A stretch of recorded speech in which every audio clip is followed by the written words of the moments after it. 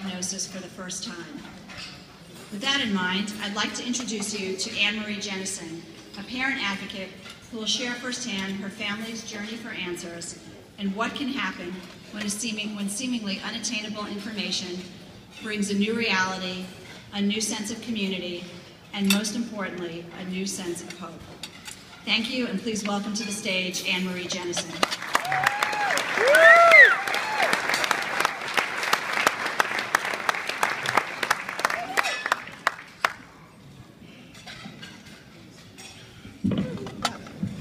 I'm just a mom. I'm not a public speaker, so there's a lot of you out there, so here we go. Woo! Here we go. Life's journey. With every twist and every turn, we're always learning. What I've learned as the mother of 4 kids is that it's not what happens to you that matters. It's how you respond that makes all of the difference.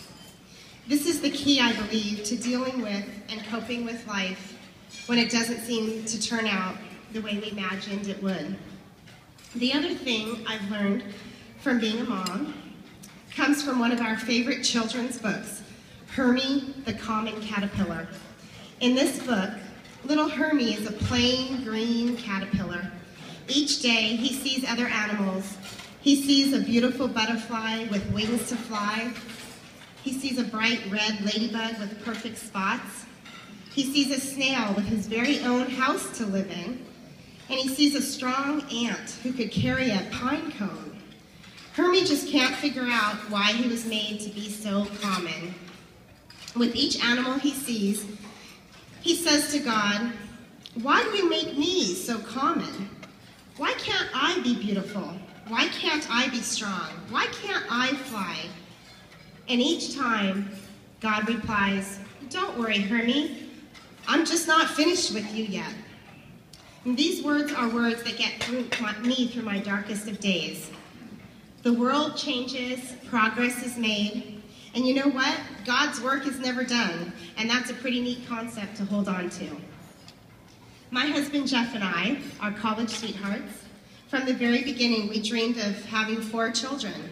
Our first 2 kids, now 17 and 15, are active high school students. One is excelling on the offensive line in football, and the other is a strong and talented cheerleader. Our younger 2 children, Charlie, who is 10, and Jane, who is 7, came along a little later than we had planned. But as our family grew, we remember feeling so incredibly blessed and to finally have the family that we had always dreamed about. We were elated. Then came Charlie's first birthday. When a friend asked me, literally on his birthday, "So is Charlie walking yet?"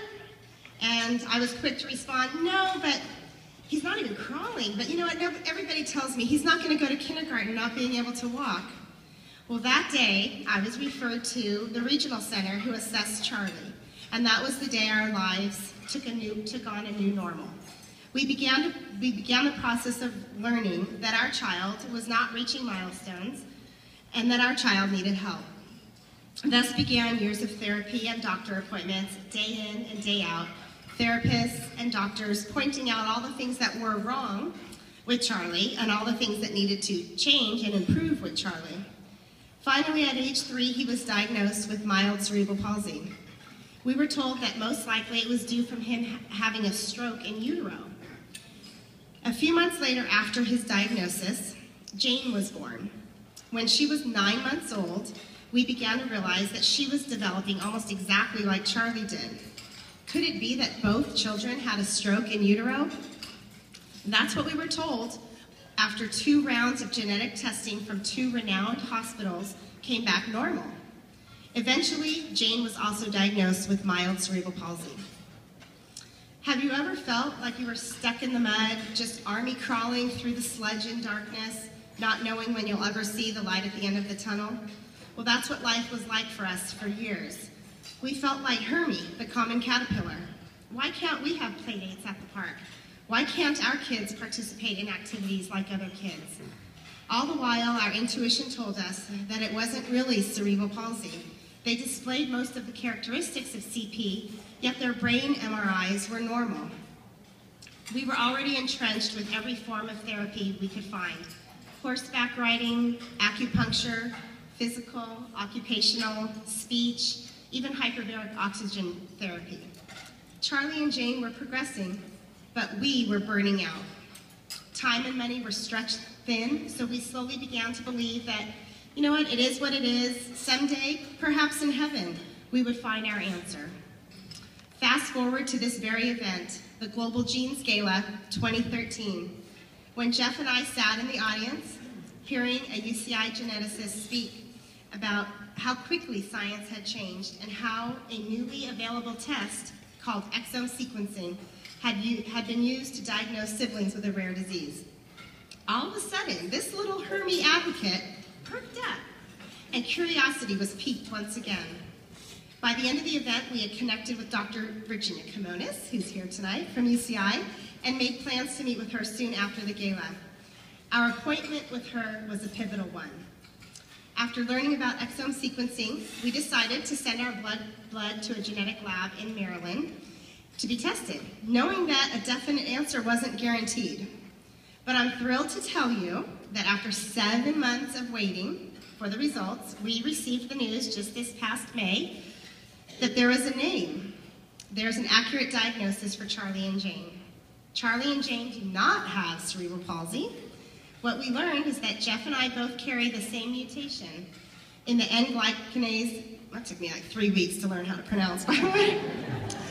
The N-glycanase 1 gene, and these genes were passed along to Charlie and Jane. Our Charlie and Jane have N-gly1 deficiency. This causes them to have global development delays. It impacts their cognitive processing capabilities.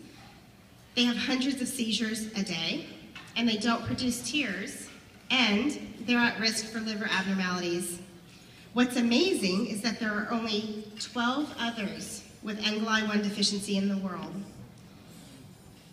Thanks to the efforts of some very, very dedicated, to say the least, parents of N-gly1 deficient kids, and talented doctors and scientists, a few of them who are here tonight, thank you, we are filled with hope for a cure.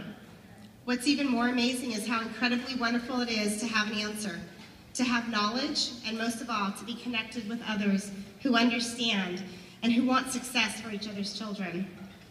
To not be alone on an island, to have an instant community, albeit small, for support, and to know that, just like Hermie, the common caterpillar, God is not finished with our children yet.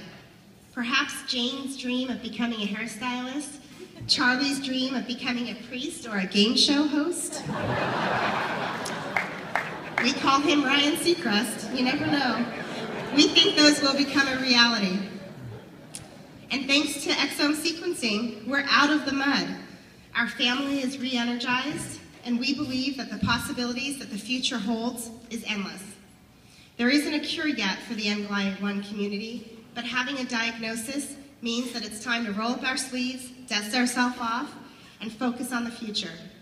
We feel like we've just gained a new family, a family that knows that it's not what happens that matters, it's how we respond. So if you're a patient advocate who's still seeking a diagnosis, we are here to urge you to seek answers through sequencing. It may be scary to think about what you may find, but what's scarier is the unknown. Knowledge is power. It gives you the power to move mountains. If you're out of hope, please borrow ours. My parents always taught me that where there's a will, there's a way. Global Genes will help you find the way. My hope is that for all of you is that you will one day witness the Hermie in your life blossom into the most beautiful, colorful butterfly, where the only limit will be the sky, and I, for one, believe it is possible. And at this time, I'd like to introduce to you my Charlie and Jane, and they're here just to say hello to you and offer you hope. Charlie and Jane.